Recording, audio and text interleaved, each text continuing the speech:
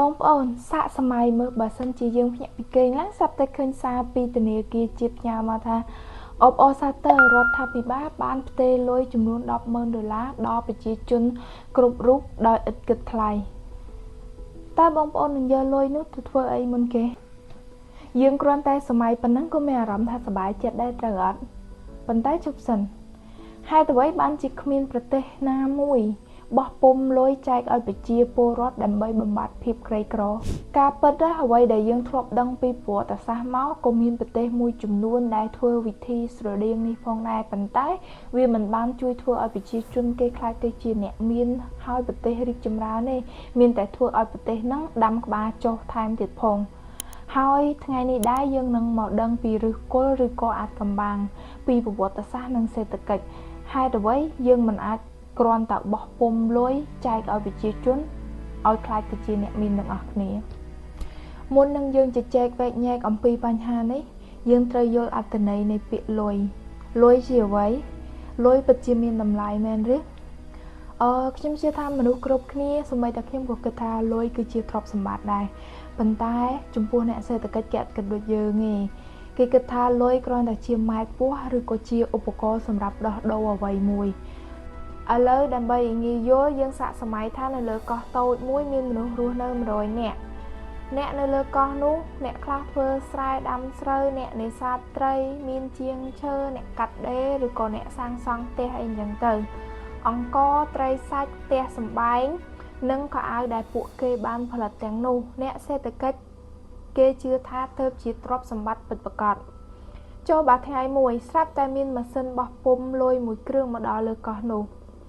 ហើយមេដឹកនាំកោះនោះក៏សម្រេចចិត្តបោះពុម្ពលុយឲ្យច្រើនជាងមុន10ដងរួចចែកទៅឲ្យប្រជាពលរដ្ឋទាំង100នាក់នោះស្មើគ្នា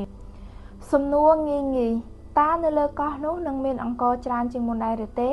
តើនឹងមានត្រីកើនជាងមុនផ្ទះច្រើនជាងមុនដែរឬទេចម្លើយគឺអត់ទេរបស់ដែលកើនឡើងគឺមានតែក្រដាសប្រាក់នៅក្នុងដៃមនុស្សគ្រប់គ្នាតែប៉ុណ្ណោះចំណែកឯទំនិញប្រើប្រាស់និងម្ហូបអាហារនៅលើកោះគឺនៅដដែលហើយរឿងដែលកើតឡើងបន្ទាប់នោះគឺនៅពេលដែលមនុស្សគ្រប់គ្នាមានលុយពេញដៃពួកគេតែងតែចង់បានរបស់របរប្រើប្រាស់ច្រើនជាងមុនហើយប៉ុន្តែនៅពេលដែលរបស់លក់មានតិចជាងតម្រូវការតើនឹងមានរឿងអ្វីកើតឡើងច្បាស់ណាស់អ្នកលក់ចាប់ផ្ដើមដំឡើងថ្លៃភ្លាមនេះហើយគឺជាភាសាសេដ្ឋកិច្ចដែលគេហៅថាអតិផរណា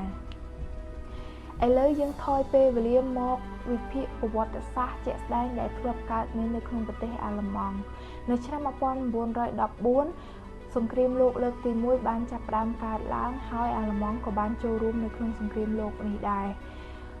សង្គ្រាមនេះបានអូសបន្លាយរយៈពេល4ឆ្នាំដែលធ្វើឲ្យមនុស្សជាច្រើនត្រូវបានបាត់បង់ជីវិតនិងទីក្រុងត្រូវបានបំផ្លិចបំផ្លាញ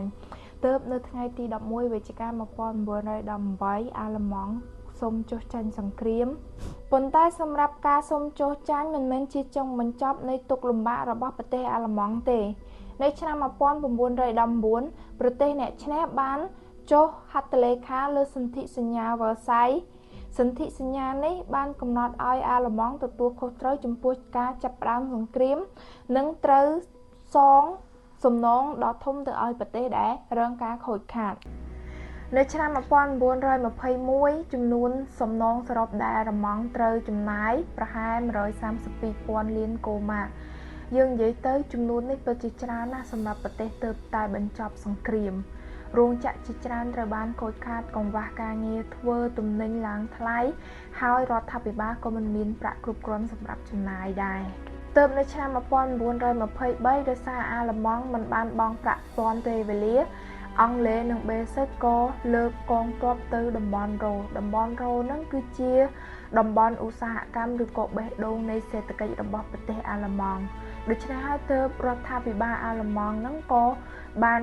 អំពាវនាវប្រាប់ទៅប្រជាជននៅតំបន់រ៉ូកុំឲ្យធ្វើការឲ្យពួកអង់គ្លេសនិងពួកបេសិកដូច្នេះប្រជាជនទាំងអស់ហ្នឹងក៏ដាក់ពាក្យលាឈប់ប៉ុន្តែរដ្ឋាភិបាលអាល្លឺម៉ង់ហ្នឹងនៅតែបន្តឲ្យប្រាក់ខែពួកគេជាធម្មតាដោយសារតែมันមានប្រាក់គ្រប់គ្រាន់សម្រាប់ការចំណាយនៅក្នុងប្រទេសអាល្លឺម៉ង់ក៏សម្រេចចិត្តបោះពុម្ពលុយដំបូង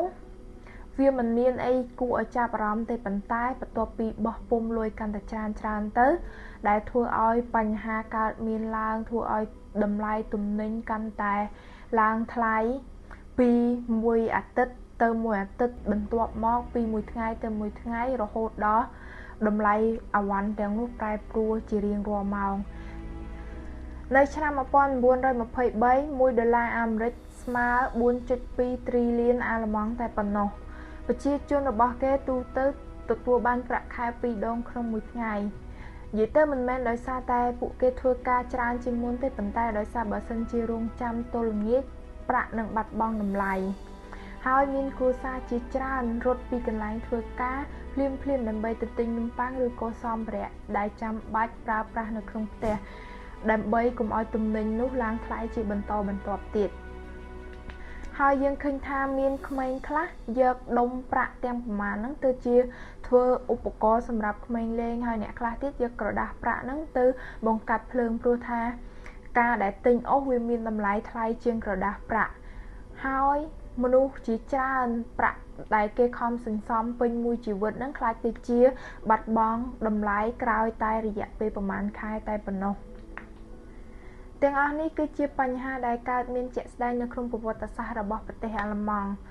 មិនត្រឹមតែប៉ុណ្ណេះក៏មានប្រទេសមួយចំនួនទៀតដែលកើតមានវិបត្តិស្តៀងទៅនឹងប្រទេសអាល្លឺម៉ង់ផងដែរដូចជាប្រទេសស៊ីមបាវេប្រទេសវេណេស៊ុយអេឡាជាដើមដូច្នេះអ្វីដែលយើងបានរៀនពីប្រវត្តិសាស្ត្រពិភពលោកប្រទេសនីមួយៗអាចបោះពុម្ពក្រដាសប្រាក់បានប៉ុន្តែគេមិនអាចបោះពុម្ពទ្រព្យសម្បត្តិពិតប្រាកដបានទេអ្វីដែលធ្វើឲ្យប្រទេសមួយរឹងមាំនិងមានសេដ្ឋកិច្ចល្អបានគឺមិនមែនជាចំនួនលុយដែលមាននៅក្នុងធនាគារទេប៉ុន្តែគឺជានិរន្តរភាពនៃការផលិតទំនិញវិស័យកសិកម្មឧស្សាហកម្មវិស័យអប់រំនិងការធ្វើពាណិជ្ជកម្មពិតប្រាកដលុយគ្រាន់តែជាកញ្ចក់នៃការឆ្លុះពីតម្លៃនៃការខិតខំប្រឹងប្រែងរបស់យើងតែប៉ុណ្ណោះសូមអរគុណសម្រាប់ការទស្សនាជួបគ្នានៅវីដេអូក្រោយ